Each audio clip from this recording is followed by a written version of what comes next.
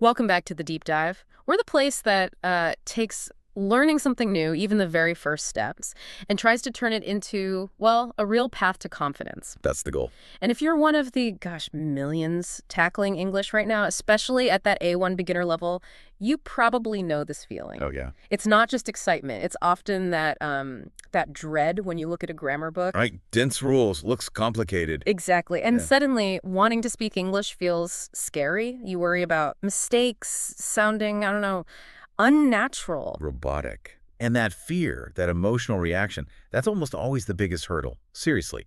Forget memorizing 1,000 rules right now. Okay. You need to master maybe 10, core structures, the ones you use all the time. Drill them until they're automatic. So today, our mission is to take one that seems simple, almost too simple, there is, and there are, and show you how getting this right instantly helps you describe, well, everything around you. It's like turning a basic brick into a power tool for learning faster. Exactly. We're looking at the source materials, the lessons, the exercises, as a roadmap. I like that framing. Because, yeah, people rush past this one, but it really is the engine for description in English, isn't it? The sources call it the power of existence. That's a good way to put it. So, okay, besides just starting a sentence, what are the key jobs this structure does? The sources mention 3 vital functions. Yeah, it's surprisingly versatile. And knowing these functions actually frees up brain space when you're speaking. How so? Well, first, obviously it states that something exists. Is it real? Is it there? That fundamental thing. Right, basic reality check. Second, and just as key, it defines location. Where's that thing, in space relative to you? Okay, so it's how we map things out verbally. The keys are on the table. Oh, wait, that's not quite it? Close. Yeah. But for introducing the existence and location initially, you'd use there are keys on the table. See? Okay, got it. Existence and location together. What's the third one? The third function is about time. It can establish when something happens, an event. Like the examples in the sources, there's a concert tonight, or there are a lot of storms in summer. It places events on the calendar, basically. Describes scheduled existence. And you see this everywhere, right? That's why it's so early in Air 1 stuff. You walk into a hotel, a new town. A friend's kitchen. Yeah, and you're immediately looking for stuff, asking if it exists. That simple question, excuse me, is there a gym in the hotel that is there, boom, existence and location query. Right. Without mastering that little phrase, you're kind of stuck, unable to ask basic orienting questions. Okay, so let's dive into the foundation. Singular, plural, and this idea of the empty subject. Right. To really get there is there, you have to understand the word there itself in this context. This is a big stumbling block if your first language translates there as, over there pointing. Yeah, like a direction. Exactly. But when the ray starts these sentences, there's a cat, there are birds, it has 0 directional meaning. None. It's purely structural. It's not pointing. That is a hurdle. If you translate it literally, you're mentally pointing across the room, but the sentence is just stating a fact. What's the fancy grammar term for that? Grammarians call it an empty subject or sometimes a dummy subject. Or dummy subject. And basically, English grammar insists that almost every sentence needs a subject up front. It's just a rule. Like a structural requirement. Precisely. But in these sentences, the real subject, the thing we're actually talking about, like a post office, comes after the verb is or are. Okay. So there's just filling that mandatory subject slot at the beginning. Think of it like a required placeholder on a form. It doesn't mean anything itself. It just holds the spot. That's actually really helpful. Don't worry about what there means here. Just know you need it to start describing something's existence. Frees up mental energy. Exactly. And the absolute key rule, the foundation for A1 learners, is that the true subject, the noun after the verb, dictates everything. That noun tells you whether to use is or are. It's called delayed agreement. Okay, let's break that down. Rule number 1. Singular countable nouns, the first step. The simplest case, one thing, something you can count, and there's only one of it. Use there. There is. Right. The sources give clear examples. There is a department store in town. Very specific. Or there's a huge garden there. Notice that last there does mean location. Tricky. So there is thing there, location. Right. And notice how quickly the examples in conversation switch to the short form. Is there a bank near here? Yes, there's one on the corner. Right, the contraction. That sounds much more natural in spoken English. It really does. It signals fluency. And the practical use here is massive, isn't it? Finding stuff. locating services. Is there a post office nearby? Or just stating simple facts. There is a new teacher today. It helps you ground yourself immediately. Absolutely. Essential survival language. Now, singular's fine. But what happens when we have two or more things? Rule number 2. Okay, rule 2. Plural countable nouns. More than one item. Seems straightforward. Just switch the verb, right? Yep. You switch to there are, the source examples are pretty clear. There are 2 cars parked outside. Or a classroom question. Are there 5 students from Vietnam? One thing is, 2 or more are. The pattern seems simple. Seems simple, but you're hinting there's a catch. Well, yes. A small but really important detail for something natural. We just talked about how common the contraction theirs is for the singular. Right, there's a problem. Super common. But now, try to contract. There are. Yeah. What do the sources say about that? Yeah, the sources are very explicit here. Critical detail. While there is, becomes does not have a commonly used contraction in positive statements. Exactly. You don't really say, there are 2 cars. Why is that important for a beginner? Why? Does it sound wrong? It sounds clunky, unnatural, almost hard to say clearly, They're two, it sounds kind of run together. It lacks maybe linguistic efficiency. Huh. Never thought about why. So for the A1 learner, this is an easy win. Just avoid trying to contract there are in a positive statement. Always say the full form. There are 2 bathrooms. Getting this right, avoiding that non-existent contraction, makes you sound more polished, quicker. That's a great tip. It's about the sound and flow, not just a written grammar rule. Training your mouth, not just your brain. Precisely. Okay, now we get to what feels like the first real tricky part for A1 learners. Rule number 3. Uncountable nouns. Why on earth do we use that over? There is when we might be talking about like a whole lot of something, but it's uncountable. This messes people up. It really does. It's a big conceptual jump because English treats certain things, substances, ideas, materials, as like one single block, a mass. Doesn't matter how much there is visually. So it's not about the quantity you see, it's about how the language categorizes the noun itself. Exactly. And the source materials try to help by grouping these uncountable nouns. It's easier than memorizing a giant random list. They suggest thinking in 3 main categories. Okay, what are the categories? Let's break it down. First, you've got mass nouns and liquids. Things like water, milk, sugar, rice, sand, coffee. Stuff you can't count individually without a container. You don't say 1 sand. Right. You need a grain of sand or a bag of sand. Okay. Category 1, liquids and masses. What's 2? Second is abstract concepts. These exist, but you can't touch or count them, like information, advice, music, fun, crime, money. Money. But you can count money. Dollars, pounds. You can count the units, dollars, pounds, coins. But the concept of money itself is treated as an uncountable mass, like time. You count hours and minutes, but time itself is singular. Okay, that's a key distinction. Abstract concepts. And the third category. Third one is materials. Substances like wood, steel, paper, glass, furniture. Again, you count pieces of furniture like chairs or tables, but furniture as a general category is uncountable. Got it. So liquids, masses, abstract concepts, and materials. If the noun falls into one of these, it acts singular, always. Always singular grammatically, which means it always takes the singular verb form there is. Even if it looks like a lot. Doesn't matter. Source examples, there is crime in the city, or there is money on the table.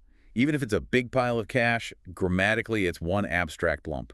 You wouldn't say there are crimes in the city. Not usually, unless you mean specific types of crime, like there are burglaries and robberies, then burglaries and robberies become countable plural nouns. Yeah. But crime in general, uncountable, singular. Okay. That distinction between the general concept and specific instances is crucial. It really is. Let's use a common situation. Checking the fridge, you'd ask, is there any cheese? Right, because cheese is usually a mass noun. Unless you specify slices or blocks. But generally, cheese is uncountable, so it needs is. This noun-verb agreement is fixed, no negotiation. Okay, and checking the fridge is a perfect lead-in to the next bit. Rules 4 and 5, the quantifier code. Some and any. You can't just say there are books. It sounds blunt. A bit, yeah. Or maybe incomplete. Using the right quantifier, some or any, is vital for sounding natural, for conversational smoothness. So rule 4, when do we use some? Some is generally for positive statements. Simple as that.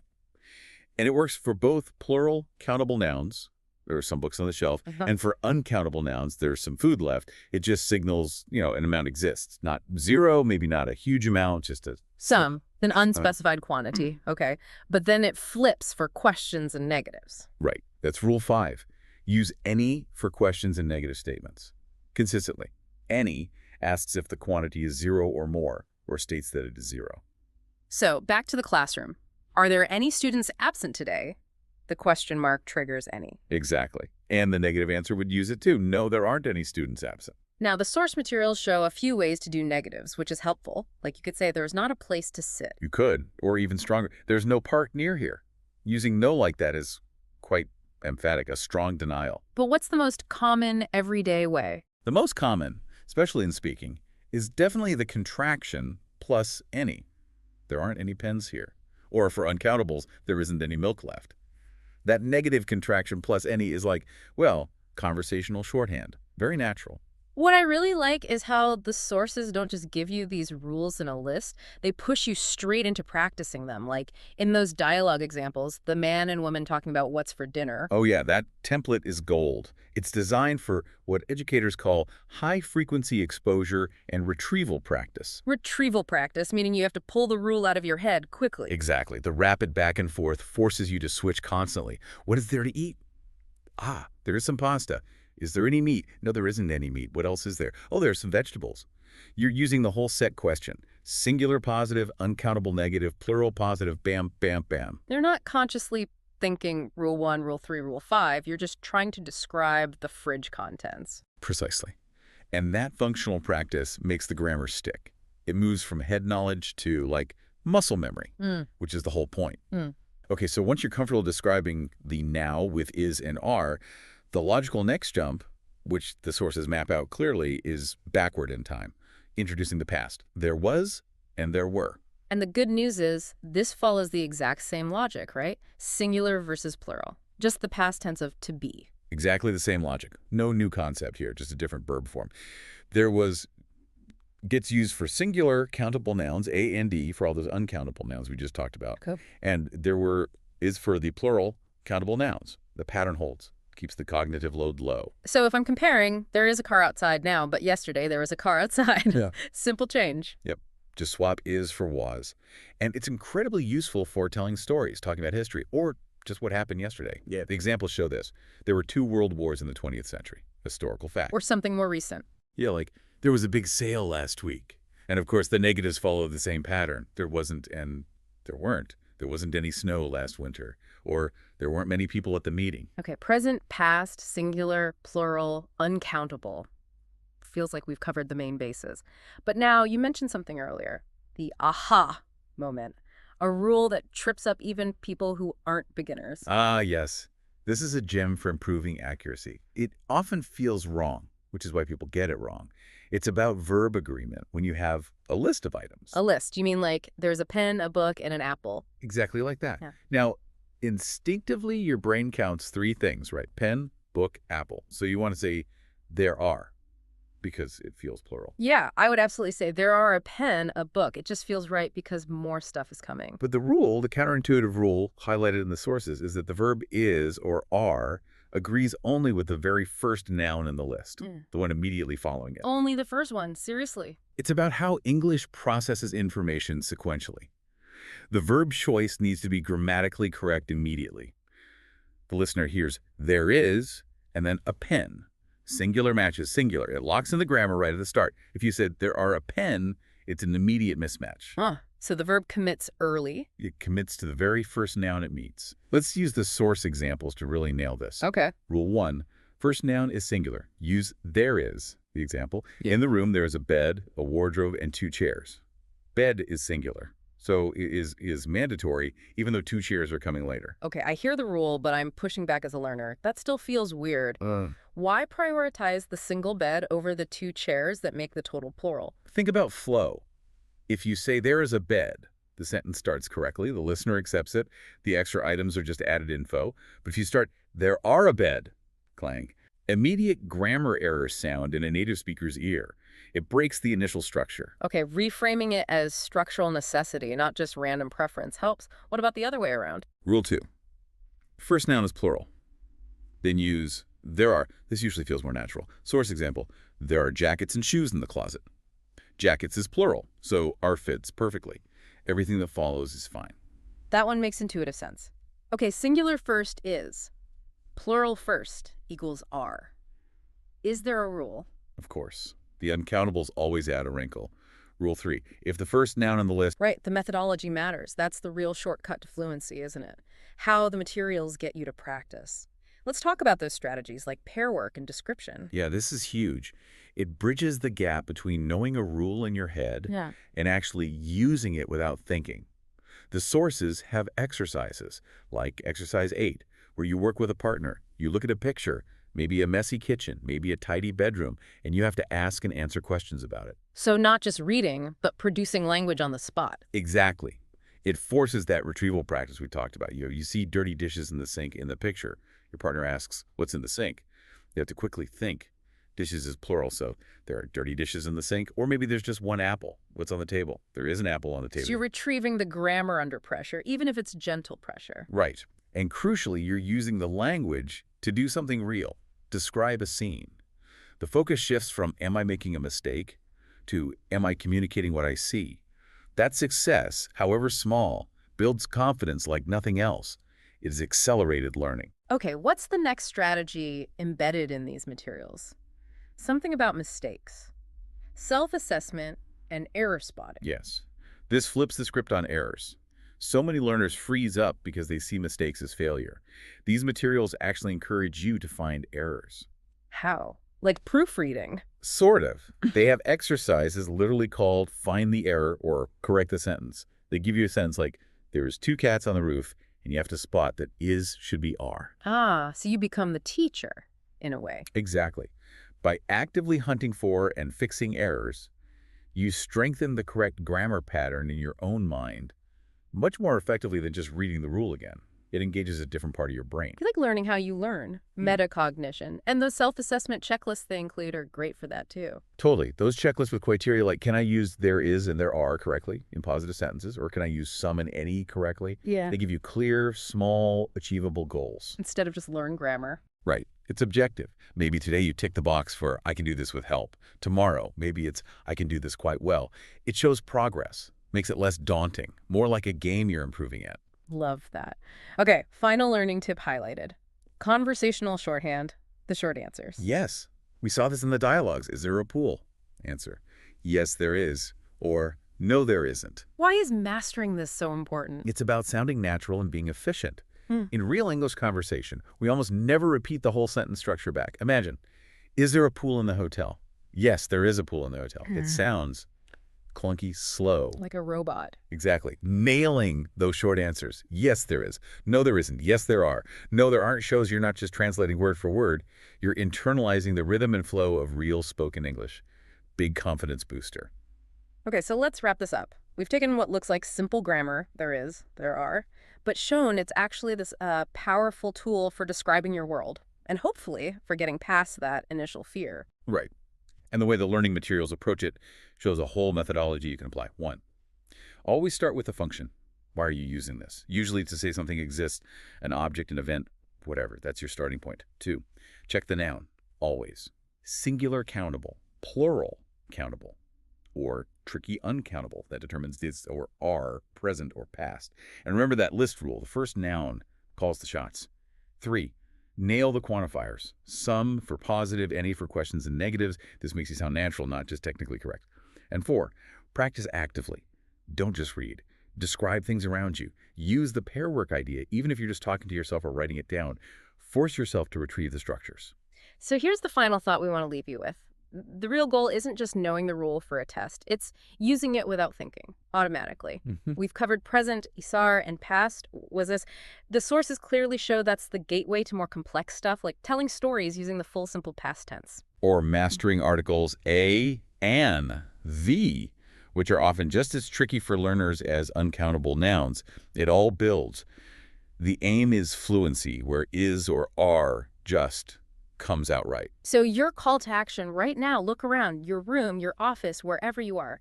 Describe 5 things using there is or there are. Challenge. Then think about yesterday. What was on your desk or on the table? Describe 3 things using there was or there were. Try one with a list. Test that tricky rule. Do it now. Lock it in.